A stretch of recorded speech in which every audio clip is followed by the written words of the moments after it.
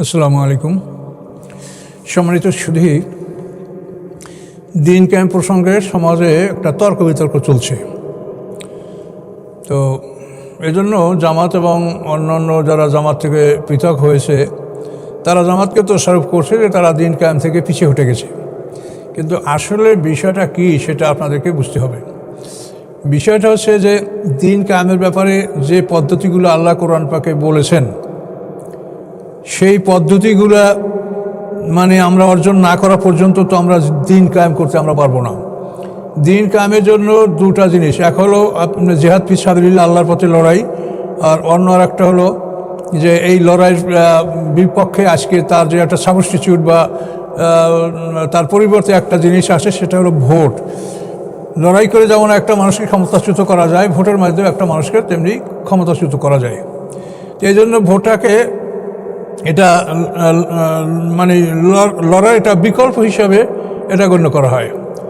তো এখানে দিন কায়েমের জন্য আল্লাহ যেটা বলেছেন সেটা হলো যে তোমাদেরকে কাফেরদের 3 রাখ হতে হবে। সূরা আনফালের 65-66 দুইটার আয়াত, 65 নম্বর 66 নম্বর, এই দুই আয়াতে আপনারা দেখতে পারেন যে প্রথম আয়াতে আল্লাহ বলছেন যে ইয়া নবী হারিদিল মুমিনিন আল কিতাল, হে নবী মুমিনদেরকে যুদ্ধের উপরে উৎসাহিত করেন, তাদেরকে উদ্বুদ্ধ করেন যুদ্ধের জন্য। ইয়াকুম মিনকুম ইসরুনা সাবিরুন ইয়াগলু মিয়াতাইন, তারা যদি 20 জন ধৈর্যশীল হয় তো 200 লোকের উপর তারা যুদ্ধে জয়লাভ করবে। একের মোকাবেলায় 10 আল্লাহ যুদ্ধ করতে বলেছেন। পরে রাতে বলেন আল্লাহ না খাফাফাল্লাহ আনকুম আলিমা নাফিকুম জারফা, আল্লাহ বলেন আল্লাহ তাআলা এখন বিধানকে হালকা করে দিয়েছেন এবং তোমাদের মধ্যে দুর্বলতা তিনি সম্পর্কে অবগত আছেন। তো ফাইয়াকুম মিনকুম মিয়াতুন সাবিরাতুন ইয়াগলু মিয়াতাইন, তোমরা যদি 100 ধৈর্যশীল হও তো 200-র উপরে তোমরা যুদ্ধে জয়লাভ করবে। তো এটা হলো দ্বিতীয় আয়াত এবং চূড়ান্ত। এটা প্রথম ছিল 1-এর মোকাবেলায় 10 লড়াই করতে হবে, দ্বিতীয় আয়াতে আল্লাহ বলেন না, 1-এর মোকাবেলায় 2। তার অর্থ দ্বারা যে আমরা 3 রাখে আমাদের উপনীত হতে হবে। আমরা যদি 3 রাখে উপনীত হতে পারি তাহলে আমরা যুদ্ধে জিতবো, আল্লাহ সাহায্য পাবো। আর এমতো অবস্থায় যদি আমরা ভোট বা বিপ্লব করি তাহলে আমরা জয়যুক্ত হব। তো এই সংখ্যায় উপনীত না হয়ে আপনারা যদি দেখেন যে এখন কথা বলার মতো সুযোগ আছে, মাঠ খোলা, তখন আপনারা 10-20 জনেই এমন চিৎকার করেন যে আপনারা দিন কায়েম করে ফেলবেন। এই যে বক্তাদের বক্তব্যগুলো শুনলে খুবই খারাপ লাগে। তারা সামান্য সংখ্যক লোক নিয়ে এক জায়গায় যদি দেখে যে ফ্রি কথা বলার সুযোগ আছে, তো এমনভাবে তারা কথা বলে যে আমরা এক্ষুনি দিন কায়েম করে ফেলছি। কিন্তু আসলে বিষয়টা যে কত জটিল তা কি ভেবে দেখেছেন? কাজে এই জন্য দিন কায়েমের কথাটা যদি কেউ বলেন তা সেটা আপনি কি বাস্তবায়িত করতে পারবেন? আপনি কি সেটা আল্লাহর আইনের সাথে মিলিয়ে দেখেছেন যে আপনি কি করতে পারছেন? বর্তমান বিশ্বের 57টা ইসলামী রাষ্ট্র, তার একটা রাষ্ট্র দিন কায়েমের পক্ষে না। এটাকে আপনি অস্বীকার করতে পারেন? এটা খুব দুঃখজনক কথা। কাজেই এটা আপনারা দেখেন যে দিন কায়েম করতে হলে এটা মানুষের উপর ভরসা করে করা যাবে না, আল্লাহ যেভাবে বলছে সেভাবেই করতে হবে। আপনি দাওয়াতি কাজ করতে থাকেন, করতে করতে আপনি 3 রাখে যখন উপনীত হবেন তখন আপনি ভোট, বিপ্লব, যুদ্ধ যেটা করেন সেইটি আপনি জিতবেন, যেটা আল্লাহর প্রতিশ্রুতি, আল্লাহ আপনাকে সাহায্য করবে। কিন্তু সেই পর্যন্ত উপনীত না হয়েই আপনার অল্প কয়েকটা লোকেই মানুষকে বলবেন আমরা দিন করবো, আমাদের ভোট দেন, আমরা এটা করি, এটা তবে তাদেরকে আমি বলবো একটা অসত্য প্রতিশ্রুতি যে আপনারা এটা করতে পারবেন না, অথচ মানুষকে প্রতিশ্রুতি দিচ্ছেন আর সাধারণ মানুষ মনে করছে যে না এটা তারা করবে। এখন যারা জামাত থেকে পৃথক হয়ে গেছেন আপনারা কি দিন কায়েম করতে পারবেন বলেন? তাহলে আপনারা এই অজুহাতে আপনারা পৃথক হয়ে যাচ্ছেন যে তারা দিন কায়েম থেকে সরে আসেন। না, দিন কায়েম থেকে সরে আসে নাই, দিন কায়েমের পথে তারা আছে। আমরা তো মাঠে কাজ করি না, কিন্তু আমরা দিন কায়েমের পথে আছি। আমরা এই কোরআনকে মানুষকে বোঝাবার জন্য চেষ্টা করছি, এটাও দিন কায়েমের জন্য একটা পথ। এবং এইটাই প্রকৃত পথ যে মানুষ কোরআন বুঝলে তখন তারা দিন কায়েমের পক্ষে আসবে। এখন যারা নামাজি লোক তারা তো দিন কায়েমের পক্ষে খুবই কম লোক এখনও আছে। এই যারা অন্যান্য গ্রুপ, যারা হাফিজি হুজুর, পীরজি হুজুর বা এই গ্রুপের যারা আপনারা আসেন, এটা বললে আপনাদের তো খারাপ লাগবে, এরা তো আগে দিন কায়েমকে হারাম মনে করতেন, দিন কায়েম রাজনীতি নাজায়েজ এটাই মনে করতেন। কিন্তু আপনাদের মধ্যে এই চেতনাটা আসে কখন? যখন ওই হাফিজি হুজুর যখন তওবার ডাক দিলেন যে না, আমরা দিন বলছি দিন কায়েম করা হারাম, এখন আসো আমরা তওবা করি, দিন কায়েম করা ফরজ। এবং এই জন্য তিনি প্রেসিডেন্ট ইলেকশন করছেন, বটগাছ মাকড়ায় ভোটে দাঁড়িয়েছিলেন, মনে করেন হাফিজি হুজুর। তো এই থেকে কিন্তু আপনাদের মধ্যে সকল আলেম শ্রেণীর মধ্যে একটা চেতনা আসে যে দিন কায়েম হারাম না, এটা ফরজ, এটা আল্লাহ বলেছেন। এখন এটা ফরজ, কিন্তু কিভাবে করবেন? আল্লাহ যেভাবে বলছেন সেভাবে তো আপনাকে করতে হবে। এখন আল্লাহ বলছেন আপনাদেরকে তিনের একে উপনীত হতে হবে। তিনের একে উপনীত না হওয়া পর্যন্ত আপনারা যদি মাঠে গিয়ে ধ্বংস হন, তো এটা তো আল্লাহর বিধান না। আল্লাহ জেহাদ ফরজ হওয়ার আগে তাফসিরে যেটা বলা আছে, সাহাবা ইকরাম মদিনা মক্কায় তারা আল্লাহর রসুল হিজরতের পূর্বে তারা জেহাদের অনুমতি চেয়েছেন এবং এইভাবে 70 বার তার অনুমতি চেয়েছেন, কিন্তু আল্লাহ রসুল বলেন যে আমি আল্লাহর পক্ষ থেকে অনুমতি পাইনি। এরপরে যখন জেহাদ ফরজ হয়েছে, যখন জেহাদের আদেশ আসছে, কেতালের আদেশ আসছে 140 বার। দেখেন কোরআনের মৌজাম খুলে দেখেন, 140 বার।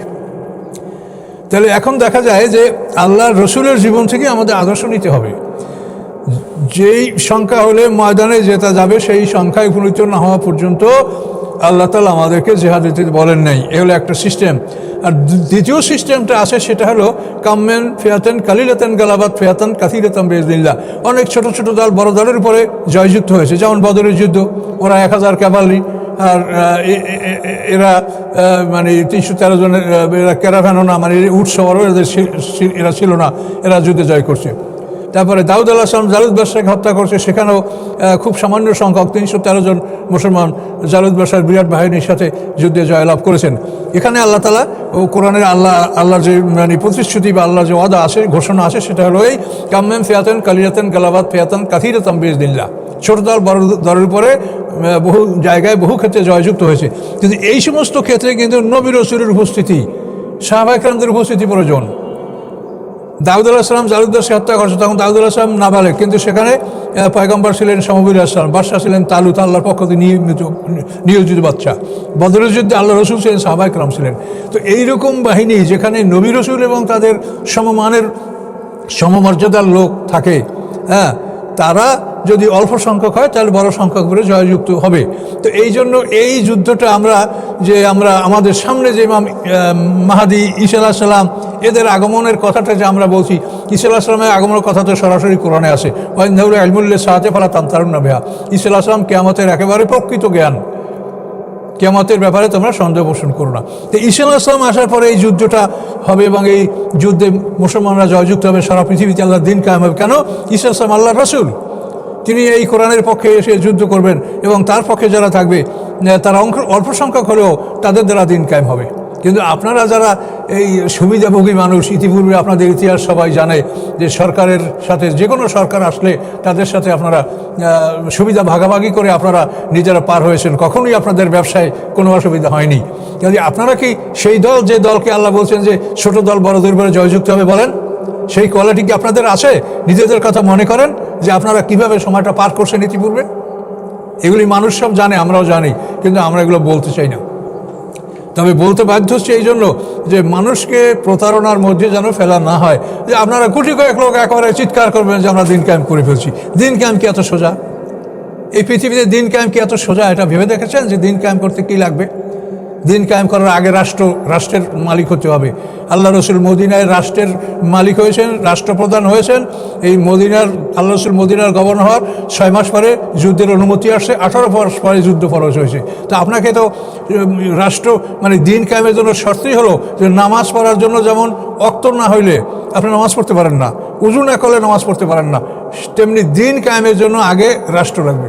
আপনার রাষ্ট্রের মালিক হবেন, তারপর দিন কায়েম করবেন। তাহলে আপনারা কোন পর্যায়ে, কোন থিওরিতে আপনারা গুটি কয়েক লোক চিৎকার করছেন যে আমরা দিন কায়েম করবো, দিন কায়েম করবো? মুসা আলাইহিস সালাম 30 বছর মিশরে দাওয়াত দিয়েছেন, তো সেখানে কি তাকে আল্লাহ তাআলা দিন কায়েম করার জন্য তাওরাত দিয়েছে? না। মুসা আলাইহিস সালাম মিশর ত্যাগ করে সিরিয়ার ভূমিতে গেছেন, তারপর সেখানে তাকে তুর পাহাড়ে ডেকে তাওরাত কিতাব দেওয়া হয়েছে। মুহাম্মদ সাল্লাল্লাহু আলাইহি ওয়াসাল্লামকে হিজরতের পরে মদিনার যে 28টা সূরা, এটা আহকামের সূরা। কাজে এই জন্য কোনো একজন পয়গম্বরকে আল্লাহ তাআলা একটা দেশের রাষ্ট্রীয় ক্ষমতা দান করার আগে তার উপরে আল্লাহ তাআলা দিন কায়েম করার বিধান নাজেল করেন না এবং আদেশও করেন না। কাজেই আপনারা মানে শূন্য মাঠে, খোলা মাঠে কথা বলতে পারেন, আর তাই গুটি কয়েক লোকেই বলছেন যে আমরা দিন কায়েম করবো, দিন কায়েম করবো। দিন কায়েম করা কি সোজা? এটা তো প্রতারণামূলক কথা। এটা বললে আপনাদের খারাপ লাগবে, আমারও খারাপ লাগে যে এই ধরনের কথা তো ঠিক না। আপনারা সঠিকভাবে বলেন দিন কায়েম করতে, যেভাবে আল্লাহ বিধান দিয়েছেন, যেভাবে আল্লাহ রসুল কাজ করেছেন, সেভাবে বলেন যে দিন কিভাবে কায়েম করা যাবে। কাজে এই জন্য মানে দিন কায়েম করার থেকে তারা ফিরে আসে এই অজুহাতে আপনারা তাদের থেকে পৃথক হবেন, এটা আপনাদের কতখানি যুক্তিযুক্ত সেটা আপনারা বলেন। আপনারা দিন কায়েমের ক্ষেত্রে কতখানি করতে পারবেন সেটা আপনারা ভেবে দেখেন। এটা শুধু মানে কম জ্ঞানী লোক যারা, সাধারণ সরল মানুষ যারা, তাদেরকেই শুধু একটা প্রতারণা করা যে আমরা দিন কায়েম করবো। কিন্তু দিন কায়েম আপনারা করবেন অবশ্যই, সেটা কীভাবে করবেন? আল্লাহ যেভাবে বলছেন সেভাবে করেন, রাসূল যেভাবে বলছেন সেভাবে করেন, এর বাইরে কি আপনি করতে পারবেন? কাজে এই জন্য বিষয়গুলি আমি যারা জ্ঞানী এবং যারা সাধারণ সরল মানুষ তাদেরকে আমি পর্যবেক্ষণ করার জন্য বলেছি যে বিষয়টা এটা বুঝে দেখেন যে এই বিষয়টা এত সহজ নয়।